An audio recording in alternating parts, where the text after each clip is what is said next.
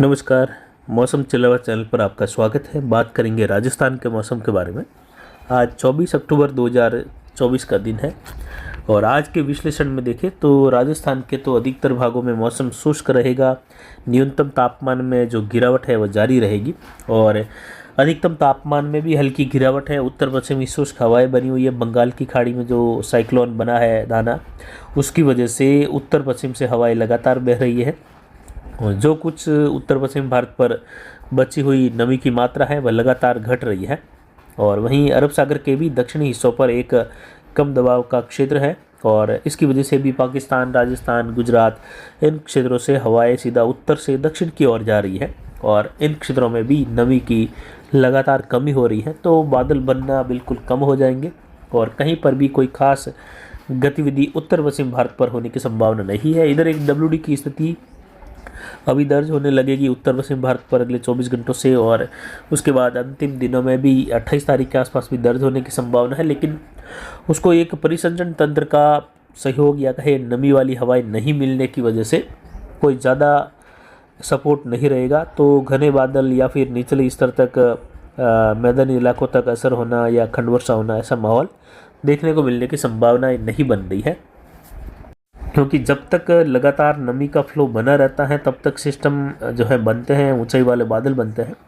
लेकिन जैसे ही विपरीत हवाएं चलकर नमी का फ्लो कम कर लेती हैं, नमी घटने लगती है, तो उत्तर पश्चिमी क्षेत्रों पर भले ही WD आ जाए लेकिन छुटपुट स्थानों पर जो नमी साथ में आई है WD के जेट के साथ, उस नमी के कारण कुछ बादल खंड वर्षा, मेघ गर्जन, बिजली चमक कर देते हैं। हल्की मध्यम वर्षा कहीं कहीं हो जाती है पहाड़ी राज्यों में। मैदानी राज्य और राजस्थान के उत्तर से लगाकर इलाके शुष्क बने रह जाते हैं। तो इसी प्रकार का पैटर्न देखा जाएगा और 18 से लगाकर 28 अक्टूबर का जो समय था तूफान बनने के अनुकूल, इसकी जानकारी एक महीने पहले से लगातार हम दे रहे हैं। तो ये तूफान बन चुका है पिछले 24 घंटों में। 23 अक्टूबर को आज ये तूफान जो है और करीब पहुंच रहा है और अगले 24 घंटों में इसके भारत के तटीय किनारे उड़ीसा के वहां पर टकराने की संभावना है और हवाओं की गति 130 से 140 किलोमीटर प्रति घंटे की रफ्तार से रहने की संभावना है। यानी कल 25 अक्टूबर को ये तूफान उड़ीसा के तटीय किनारों पर टकराएगा और आने वाले दिनों में जो स्थिति रहने की संभावनाएं थी जो अब मौजूद हैं वह आप देख सकते हैं। लाल कलर में ट्रैक पिछले एक महीने से दिखाए जा रहे थे सिस्टम बनने के बाद। बंगाल की खाड़ी का सिस्टम यहाँ पर उड़ीसा की ओर दिखाया गया था और वर्तमान में देखें तो ये सिस्टम ठीक उड़ीसा के क्षेत्रों की ओर बढ़ रहा है और उड़ीसा के तटीय किनारों से टकराने की संभावना है। यानी जो ट्रैक दिया गया था अनुमानित भारत के क्षेत्रों की ओर बंगाल की खाड़ी में तूफान बनने के बाद, तो बिल्कुल जो है अभी के विश्लेषण में वापस देखें तो ये 90% अभी सही बना हुआ है। और जैसे ही ये उड़ीसा के तटीय किनारों की ओर जाकर टकरा जाएगा तो उसके बाद ही 100% सही ट्रैक साबित होगा, जो लगातार एक महीने के आसपास या 3 से 4 सप्ताह हो गए हैं जब ये जानकारी हम लगातार दे रहे हैं।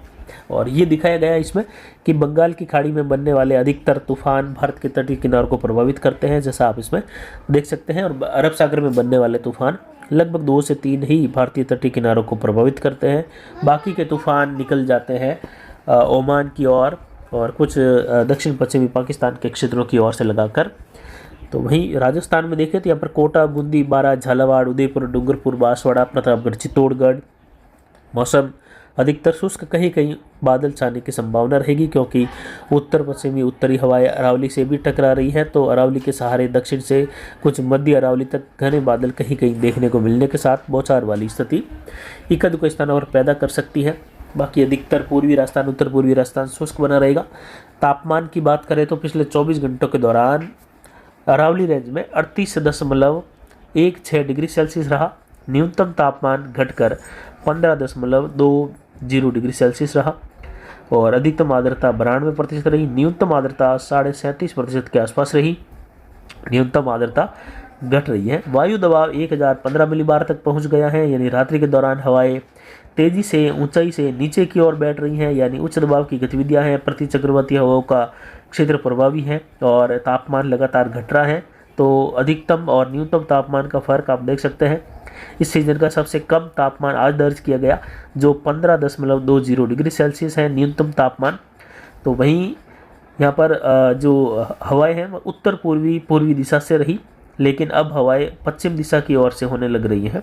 जैसे जैसे बंगाल की खाड़ी में सिस्टम प्रभावी हुआ है तो हवा अधिकतम 6 किलोमीटर रही और जवई बांध का गेज बढ़कर 60.30 फीट और ये लगातार पानी छलक रहा है जवई बांध से।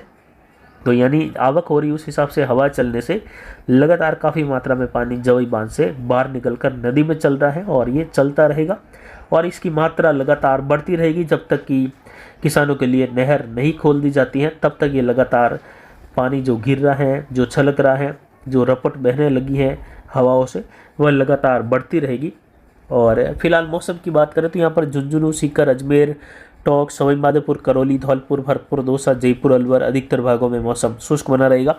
आने वाले दिनों के दौरान भी किसान भाई फसल कटाई से संबंधित, फसल बिजाई से संबंधित कार्य कर सकते हैं। इधर गंगानगर, हनुमानगढ़, अनूपगढ़, चूरू, झुंझुनू, सीकर के क्षेत्र हैं, कुचा, मंडेगाड़ा, नागौर बेल्ट है, यहाँ पर भी मौसम शुष्क ही बना रहेगा। आने वाले दिनों के दौरान देखें तो कोई ज़्यादा संभावनाएं नहीं है। हालांकि कुछ 28 तारीख के आसपास कुछ कहीं कहीं बादल बनने के साथ एक हल्का परिसंचरण तंत्र यहाँ पर काम कर सकता है, जिससे कुछ बादल कहीं कहीं बन सकते हैं। इधर जोधपुर पाली संभाग यहाँ पर देखें तो जैसलमेर, फड़ौदी, पोखरण और यहाँ पर जोधपुर के इलाके हैं, बालोतरा, बाड़मेर, जालोर, सांचौर, सिरोही, पाली, यहाँ पर मौसम शुष्क बना रहेगा। मेहंदी की फसल कटाई करने वाले किसान मारवाड़ सोजत से फसल कटाई का कार्य कर सकते हैं। अगले 4 से 5 दिनों तक, 6 दिनों तक मौसम बिल्कुल ही शुष्क बना रहेगा, धूप खिली रहेगी, तो किसान भाई आराम से फसल कटाई का कार्य यहाँ पर कर सकते हैं। तो फिलहाल अभी की जानकारी के लिए इतना ही। आगे की जानकारी के लिए बने रहे हमारे चैनल पर। नमस्कार, जय हिंद, जय भारत।